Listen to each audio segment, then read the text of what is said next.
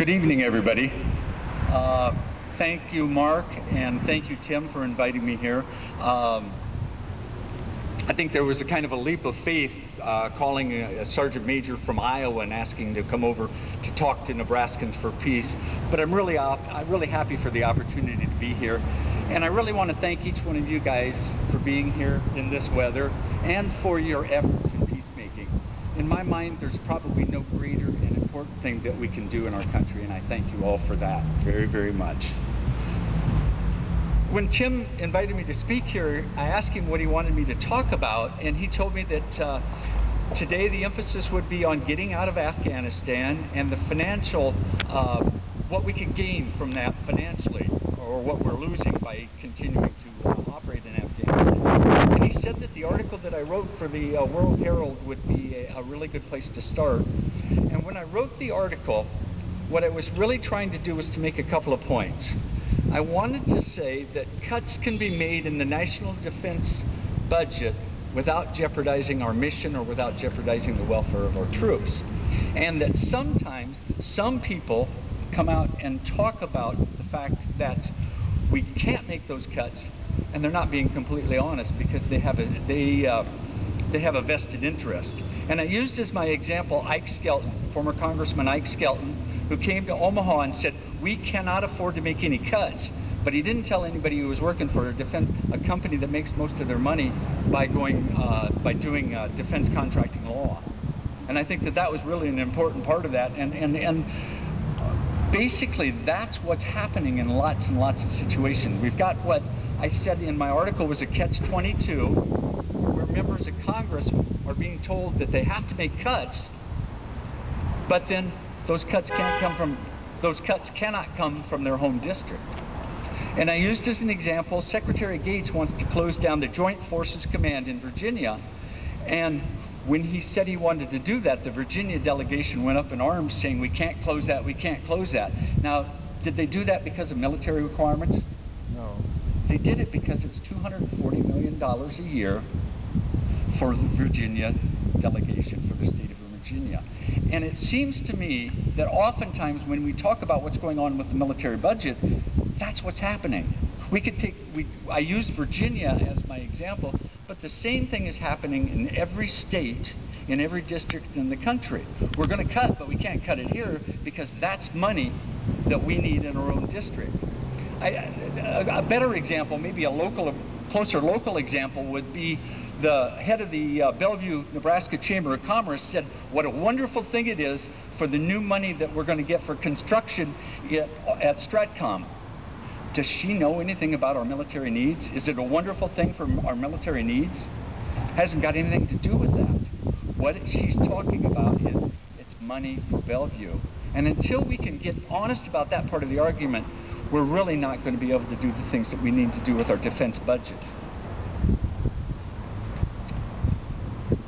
I also would use as one more example, I don't know how many of you might be familiar with the Marine Expeditionary Fighting Vehicle. Has anybody heard of that thing? We spent $3 billion on this. Secretary Gates now says, we don't need it, we don't want it. It was a $14.4 billion project. The Secretary wants to end it, but who doesn't want to end it?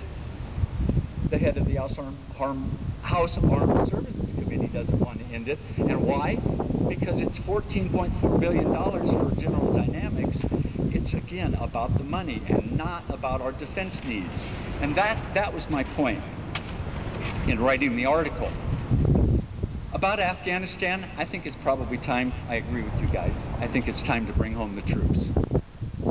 When we first went into Afghanistan, we attacked terrorists, we attacked training camps, and we attacked supply lines.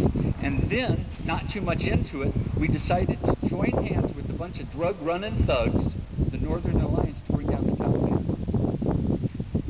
I think it was that expansion of the war that made it difficult for us, and it caused us to be in the position that we find ourselves in today.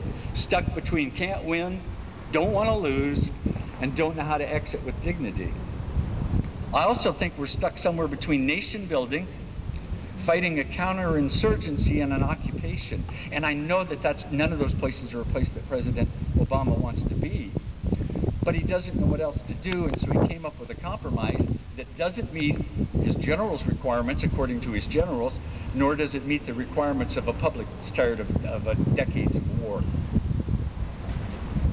George Will, that bastion of liberalism, wrote in a column not long ago, United States involvement in Second World War lasted 1,346 days. Fighting in Afghanistan reached that milestone on the 14th of June, 2005. We have more than 200,000 service members in 144 countries around the globe, not counting Afghanistan or Iraq. From fiscal year 2000 until now, the baseline military budget has increased 80% to about $535 billion a year. However, that's not a real true reflection of what we spend, because it doesn't include large chunks of what we're spending in Iraq and in Afghanistan. Today, the United States of America is responsible for 42% of the world's expenditure on defense. Now, I'd like to end my short talk with an observation and a question. As I listen to our national dialogue on defense, I get the feeling that it's okay and it's legitimate to ask questions about the legitimacy of giving someone a $792 check for disability. I worked as a community support worker in Omaha and provided services for the severely mentally ill. And I heard over and over and over again that do we need to be giving those folks money?